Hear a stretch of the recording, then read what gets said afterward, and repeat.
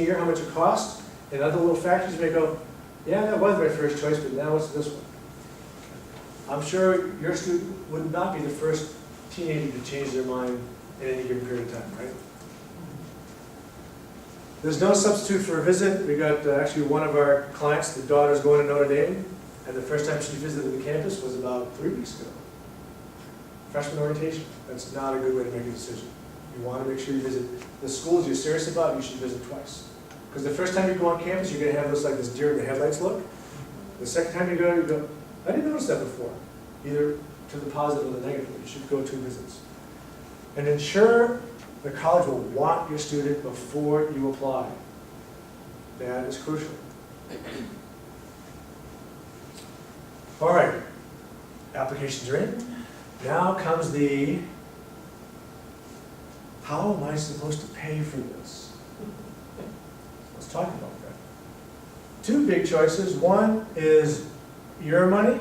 Second one is other people's money. Your money is going to be what you have in savings, current income, borrowing, which is a lot of people turn to. Other people's money, financial aid, gifts, education, tax strategies. I like using other people's money. I prefer to use other people's money. I would recommend that you also use other people's money. So financial aid, the stuff that you're going to get, is based upon 2 types: need-based aid. So need-based aid is based upon mom and dad's income and assets and the student's income and assets, how many are in college, and other factors. Merit aid, which is what you normally think of as scholarships, is going to be based upon grades, ACT scores, class rank, extracurricular activities, and other stuff. So it's covered this. And it may feel like this. How much money do you think you're going to get? It's like, I feel like you're pulling a one-armed bandit and you're going to turn up 7s or something else. So the way that a college determines if your student is eligible for need-based aid is this. So you look at college cost of attendance minus expected family contribution equals the need, minus other resources equals your modified need. So for example, if your cost of attendance is $38,000, your expected family contribution is $24,000, it means you're eligible for $14,000. Now, I know my younger daughter actually got a scholarship because she was going to school in Illinois, and some of those are only good for 1 year. So if that's true, they would subtract that out so you'd only be eligible for $12,000. Here's the thing about the colleges. When they give you a package, financial aid package, they've got this in their heads. This is for 4 years. So if your modified need is $12,000, even though you may only get this for 1 year, they're only going to give you a financial aid package based upon the $14,000 you're eligible for, not, I'm sorry, the $12,000 you're eligible, not the $14,000. So sometimes if you get a scholarship that's only good for 1 year, make sure you ask the schools and say, are you going to count this against me or not? If so, you may want to say, gee, maybe I should let go of the $2,000 in order to get $6,000. Make sense? So this ERC thing that you mentioned, who calculates that? The How government. does that number come up? The government. Like, So, and it's not, so an example. If you have, let's say $45,000 of income, your EFC will probably be pretty close to 0. Maybe it'd be less than $1,000. If you make $100,000 of income, your EFC will be about $35,000. Whoa! And if you make $160,000 of income, your EFC is probably well over $100,000. Just kind of depends. So it doesn't. It's not a straight line. It's more kind of like the shuttlecraft taking off. And it varies depending upon, as I said, age of the parents, how many students, how many are going to be in school at the same time, your assets, your income, things like that. is that like something they just provide you when you're ready to go to college, or how do you? Yes. Well, what happens is you file a financial aid form, which we're going to talk about. You file a financial aid form, and then when you file it, it's like that one in bandit. You submit it, pull the arm, and you wait for the numbers to come up, and you go, oh my God, I can't believe they think I can pay that. So you want to make sure you're sitting down when you print this up. So how much aid is out there, and where do you get it? Total of $125 billion. The biggest portion you can see is federal loans. That's the stuff you must pay back.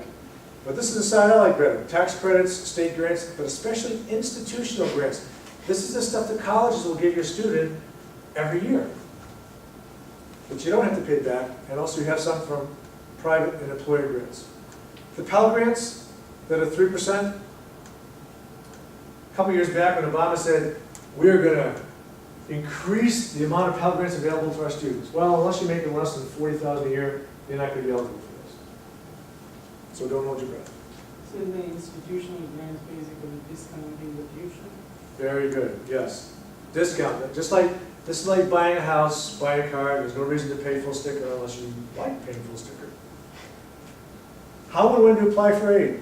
So the form that you'll have to fill out for every school in the country except for Hillsdale in Michigan, because they don't take any federal money whatsoever.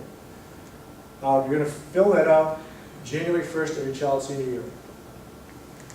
95 questions. These next to the financial aid profile or the college's own institutional financial aid forms typically are about 28 pages long. These are your WashUs, Illinois Wesleyan, St. Olaf, actually Michigan requires it, Northwestern, Notre Dame, University of Chicago, Harvard, Yale, Princeton, Dartmouth, yada, yada, yada, those guys. Also you have college-specific scholarship forms, like WashU, for example, you can fill it out online. Marquette, you need to drive up there. Just depends upon the school. This is not a level playing field, unfortunately. Every school has their own rules. Other types of forms, there's a divorce, separation agreement, you may have to fill a separate form for that. This one is going to be crucial. Last year, so January of 2013, this is the first thing they required you to send your tax return to the colleges. You have to do it electronically. Boy, that was not fun. So make sure you give yourself, do not wait till the last minute, because hopefully they've fixed the bugs, but it was challenging to get that done right. This is like a game show. Myths or reality? My income is too high to receive financial aid. Myth. No aid for middle-class families. I'm sure it seems like middle class gets squeezed by everybody. Also a myth. My child's grades are too low for acceptance. Myth. I gotta go home. Depends. Those FAFSA schools, they don't care about your house. The profile schools, they look at everything. House, retirement plans, everything. It's like having a financial colonoscopy. They will look at everything you do. It's an easy process. I'll let you decide that one. Merit scholarships are only for the exceptionally gifted students. Myth. I must complete a FAFSA to get financial aid. Reality. Before, if all you were expecting to get were scholarship money, you didn't even have to fill out a FAFSA form. Now they require it, and I'm going to show you why. Let's compare private versus public school, just to give you an idea of what these numbers will make sense. So cost of this one school is $30,000, this one's $18,000. I know somebody said, where did you find a school that costs $18,000? Well, actually Arkansas, I think, does. Missouri, if you get in-state tuition. But the family EFC, they had 2 kids in school, it was $20,000. 2 kids in school sliced in half, so that it's $10,000 per child. Subtract it out, so they're eligible for $20,008 from this school, $8,008 from this school. Now this school is going to give you 100% of what you're eligible for. That's what I call a need-blind school. Whatever you're eligible for, they're going to give you the whole thing. This school, only 50% of the needs met, so they're going to gap you $4 grand. Now of the financial aid, some of it is gifted. That's the free money you don't have to pay back. This school is 80% free. Self-help, loans, 20%. So $16,000 in free money, $4,000 in loans. This one is 50-50, which is pretty typical, especially for public schools. So you're going to get $2,000 in free money, $2,000 in loans. So what are you actually going to pay? So school number one, you always have to pay your $10,000 plus the $4,000 in loans. This one is $10,000 plus the $4,000, that gap, plus the $2,000 in loans. So the total cost is $14,000 for this school and $16,000 for this school. Because a lot of people think it's cheaper to go to a public school than a private school. So when I had all 3 of my kids in private schools at the same time, it cost me $3,000 more per year to send all of them to private schools than it would have been just to send one of them to U of I. And I'm not knocking U of I, because maybe some of you have been there. That's the rules that they have. And also, Illinois is not doing well financially. We're actually, out of 50 states, we are 50. We're at the bottom of the barrel in terms of funding higher education. But again, the point is, you can go to private schools. And I'm not saying one's better than the other. It's really deciding which one's the best fit for your student. You want them to go to school they're going to thrive at, not just survive at. Okay, FAFSA. Let's talk about what this form can do for you. So family A, we had 60,000 of income, 25,000 in savings, college, like a 529 plan, 25,000 in parent savings, 50,000 of equity in a lake house, 4 family members, 1 in school. The EFC was 19,000. So we went through this with the family. We were able to reposition their assets because there's some things that the FAFSA form and the other forms don't look at. So we readjusted, repositioned the savings and real estate, and we dropped the EFC down to $8,300 per year. Well, that's $11,000 more financial aid they're going to get. So that's the big question. Wouldn't you like to know what your EFC number is now, especially those with the seniors, before you kind of get off and file that form and kind of pull the lever? The numbers are the same. Yeah. That's correct. The difference was we took this money here and we repositioned. There's places that you can place it so that you don't have to declare it on the FAFSA form. So the income stayed the same, it's just that we did not have to put these numbers on the financial aid form. That's what made the difference between this number and that number. Planning. Timeline. So those of you that are juniors. What's really key this year? Career search and aptitude testing. Aptitude testing is different from interest, because your interest can change from week to week. Aptitudes are what you're good at, not what you think you're good at, what you are good at. And I know there's a firm that we use actually that tests people's students for career choices. Give you an idea, I personally, when I used to work with students in my practice, I worked with over 250 students that went through, it's called Career Vision in Glen Ellen. They do aptitude testing. Out of the 250 that went through that, I only had 6 that changed their majors. They all graduated on time in 4 years. So making sure your child has a really good self-awareness and self-knowledge of what they're good at, again, can give them input in terms of where they're going to go. Also, what size school? Oh, yeah, I can tell you that. So my history in education was, I think I told Armando, I'm also an only child. So I was the experiment. I changed my major 7 times at 6 different colleges. I know it's not a world record, but it's going to be pretty close. I didn't want my 4 kids to go through that.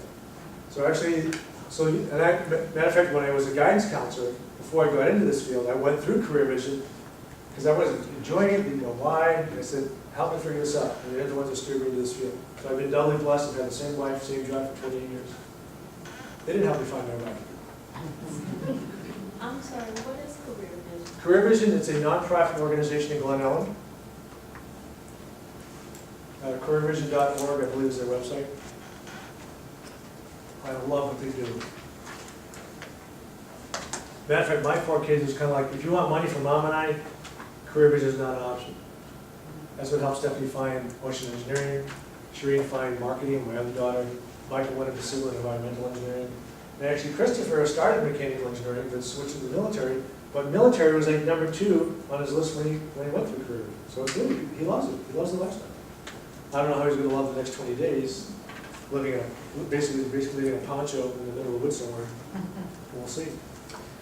PSAT, make sure you sign up for the PSAT exam, which will be, again, either October or November. ACT, SAT test, start the college search, check your high school path, make sure you have everything you need to graduate, and also some of the schools you're looking at. So Shireen asked her guidance counselor, do I need to have calculus to go off to college, since I'm going to go to marketing? And they said no. So she took stats. Gets to Loyola. Oh, Shireen, you need to take calculus. Seriously? She could have done it at West, she could have taken it at Waubonsie during the summer, so make sure you find that out. Make sure you're going to get everything you need to graduate. Find recommenders, seniors, tomorrow. Seriously, you got to go to guidance counselors, teachers, coaches, whoever it is, get those letters started. Begin working your resume. Search for the scholarships. most of your scholarships are not gonna come due till like December or January, but you wanna get the list of what's out there, so you can put on your calendar that when you have to get the different ones done by. Because if you miss those dates, it's too late. So you should do the scholarship things now, in junior year? No, senior year, sorry. Okay. You can start searching for them, but most of the ones, the online ones, is gonna be senior year. Okay. The scholarships, here though, for the juniors, is really the schools. What schools are gonna pay you to go there? College visits, start. I'm telling you, junior, this is your busiest year. You're gonna go nuts. Either that or you're gonna drive your parents nuts. Because you've got to maintain your grades, you've got stuff going on in school, boyfriend, girlfriend, oh yeah, I gotta take the ACT, oh yeah, I gotta go visit schools. Oh, by the way, which major do I wanna do? I think I've narrowed it down to 5 possible career choices. I mean, it's gonna be really crazy. Question on this recommendation. Yes. Is it usually limited to the people who are in the school, like the counselors? Not necessarily, it depends upon the schools. Sometimes they may say, typically you're not gonna have just family people write it, that's not gonna go. Could be employers, they will give you an idea of what to look for. The schools. Yes, and different colleges will tell you, we want letters of recommendation by, could be 3, could be 4. Teachers, yeah, you know, somebody that your child has had a good experience with, that's always important. If they ended up in the dean's office because they fooled around in the class, maybe you're not that teacher. Senior, finished strong academically. 2 students that I can remember. One lady she figured, you know what, I'm in my dream school, I got a scholarship, yay, got a D in math that spring. The schools always ask for your senior year transcripts. She got a letter from the school. We were expecting you to maintain your GPA, not lower it. We are rescinding your invitation to attend your college. That hurt. One other student, kind of similar thing, they cut down the scholarships by $5,000 a year.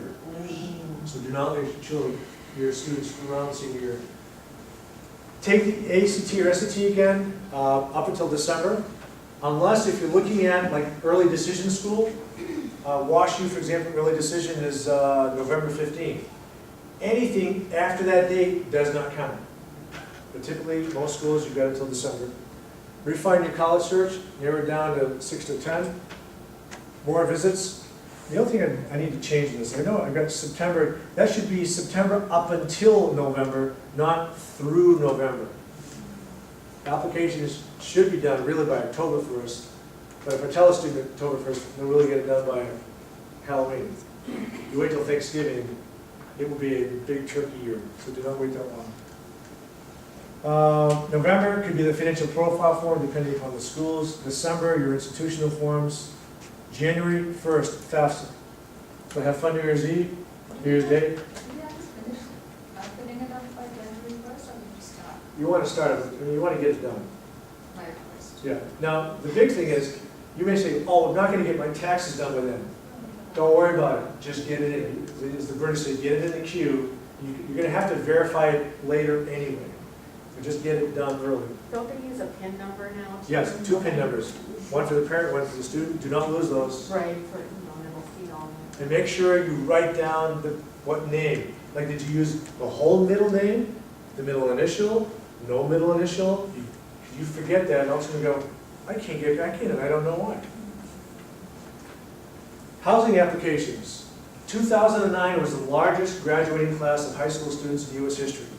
And it's pretty much plateauing until next spring. Schools are packed.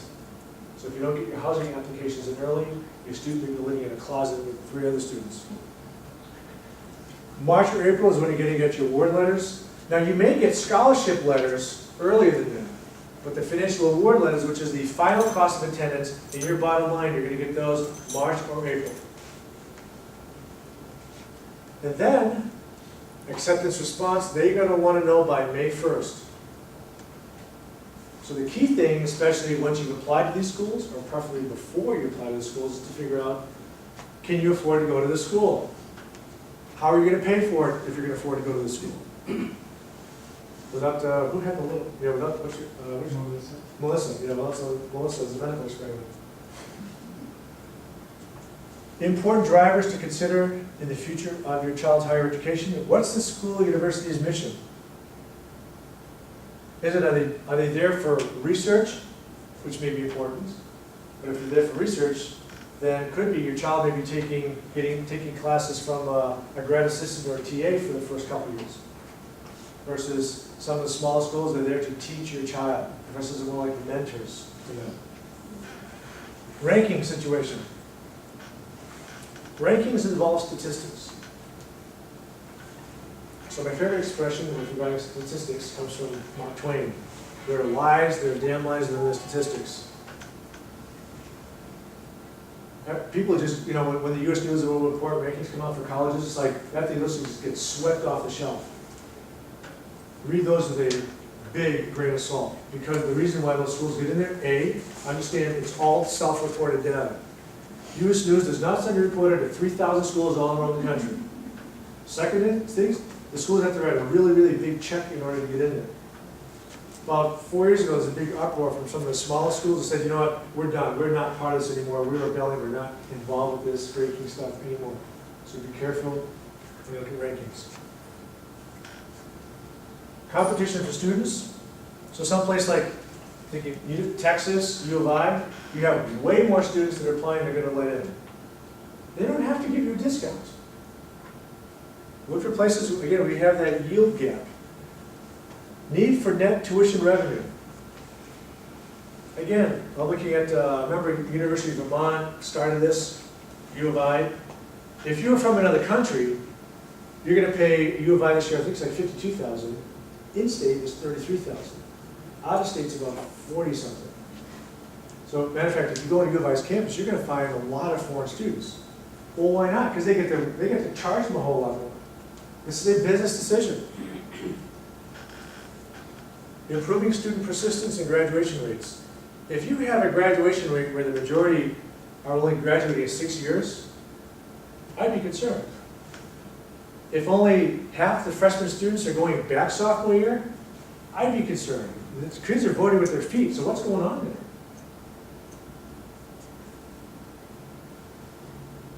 The diversity on campus, give you a classic example. A Midwest student trying to get into Notre Dame, I haven't had anybody get in it with less than a 34 ACT. Boston College, not a problem. Somebody out east, it's easier to get into Notre Dame than it is to get into Boston College.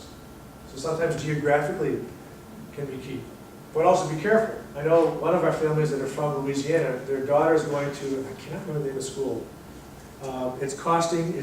It is $16,000 a year for everything, which is amazing. They have a great nursing program. However, if you are a minority, you'll be probably like the only minority on that campus, and you better like Cajun food. I mean, it may not be a great place to go. Other types of diversity could be, if you happen to be very conservative in your beliefs, go to someplace like McAllister, which is a phenomenal college. That place it's a very liberal school. The professors party with the students on weekends. May not be a good fit. My wife went to Wheaton. She was like the only Catholic on our campus. She had some issues with some of her classes being Catholic. There was some bad vibes towards that. So you want to keep an eye on diversity by, not only by ethnic, but also in terms of, could be by faith, whatever it is. Since the late 1970s, the rise of strategic enrollment management. What is this? Let me tell you. Quote, in higher education, enrollment management is the strategic and selective use of offers of financial aid to shape the composition of incoming class in furtherance of institutional goals. In English, business decision. It is to be distinguished from the allocation of financial aid based on student needs or academic merit. I didn't believe this until I actually heard it on the radio. NPR interviewed these two financial aid officers from Lafayette University in Pennsylvania. They're talking about merit aid. And they said, you know, what it came out is, this is what they said. 9 out of 10 families that get merit aid think it's based upon their child's academics, and it's not. It was based upon a business decision. Well, the interviewer was like, well, what do you mean? Well, they said, Lehigh, which is a phenomenal school in Pennsylvania, is our main competitor. We're going to give the kids money to go to our school because we don't want them going to Lehigh. Really? So we're going to go through some case studies and we're going to show you how that works. And this is now the standard practice in nearly all private universities and many public ones. Where I went to grad school, where I met my wife in Ohio, one of the guys who's in grad school with me is now the enrollment manager at Franciscan University. And I saw him this summer. I said, so, is this really true? It is. So you need to think in terms of what the college needs, not necessarily your financial need. Just like that young lady that made it to Chicago for $300 a year. All right, let's look at some case studies to kind of put all this together. What to look for? It's important to find, the students find a good marriage for the college they've selected. Parents, consider the financial positioning prior to your financial aid forms. Like that family that had the $60,000 income. You can't fill your FAFSA form out and go, gee, maybe I should move some of those assets around. Too late. Consider suspending attendance decisions until all the evidence is in. So, I made this mistake. Oldest daughter had fallen in love with Florida Atlantic University. Scripps Institute, engineering program in California, was moving to Fort Lauderdale. Awesome. But when I went on campus, something was bugging me. I couldn't quite figure out what it was. Looking back was, even when I went during the summer, the line outside the financial aid office was outside the office, like down the sidewalk. So what happened was, Stephanie, also really bright young lady, 34 in her ACT, 4.6 GPA, number 3 in her class. Again, got it all from my wife, thank God. The admissions officer at Florida Atlantic and also the head of the engineering department said, Stephanie, we're going to give you free tuition to go over. So it basically at the time, like 11 grand to go to like a 30-some-odd $1,000 school. We told the other schools, we're done, thank you. Get the award letter. The award letter says free tuition up to 12 hours a semester. Now, you cannot graduate out of an engineering school with 12 hours a semester. So I called up the admissions council going, what happened? No, Mr. Groleau, it's a mistake. Free tuition. Call up the engineering department. No, Mr. Groleau, it's a mistake. It's free tuition. Call up the financial aid office. No, it's 12 hours per semester. I said, well, how much do I have to pay for the other hours? Out of state tuition rates. So then I get the financial aid office, the engineering department, the financial aid department, and all on board on the same phone call, and basically like, oh, gee, Mr. Groleau, we're sorry, it is only up to 12 hours a semester. Thank God we called the other school up, Florida Tech, which we did go, which is like 2.5 hours north, and they honored the original scholarship. So it was good. It only cost us $11,000 to go to a private school. Phenomenal. She got a 5-year master's degree, which is huge. ACT, SAT scores. It's important, but is it the only thing schools look at? So just because your child, so I'll give you an example. One of our students 2 years ago, 35 ACT, 36 is a perfect score. Perfect 4.0 average, unweighted, unbelievable. 200 volunteer hours. Incredible student. Where do you want to go? Duke. So I'm sitting with mom and dad and the student, and I said, better apply to another school. Why? You're not going to get in. I'm sure they thought I was an idiot. Really. Applied to some other schools, got back, did not get into Duke. Because it's not the only thing. What they were missing, which is what I told them, is leadership. Matter of fact, to get into Princeton, they had 90 students in Princeton this year that were denied with 36 ACT scores. Why? The ones that got it, why? Because they're students that did get in, published authors, leaders of major projects in their community. That's what it takes to get into Princeton now. So a lot of schools are looking for things like leadership. So you want to start early, especially your younger students. Junior, you get time, but especially younger. Volunteer hours, leadership. Leadership does not mean being elected captain of the basketball team, the volleyball team. It could be, I know all my kids were involved in student council at West. Organizing the food drive, that's leadership. So things that they exercise their leadership role in would be huge for some schools. Especially, let's say if they don't test well. Because not all students do well on standardized tests. That's okay. I got a whole book of schools that don't even care about the ACT. But they are going to look at other stuff. All right, first one. Alicia, studying chemistry, good student, 31 ACT, applied to 4 schools, we asked her to bump it up, applied to 10, The family income was 98,000, they had 60,000 in home equity, 35,000 in mutual funds, 3 family members, also the only child. The initial EC was 29,005 and it was reduced to 20,002. She is going to Stanford, which is an awesome school and a great part. Who want to go to West Coast? Is that? Yeah, nice place to go. She got $40,000 in scholarships. So the cost of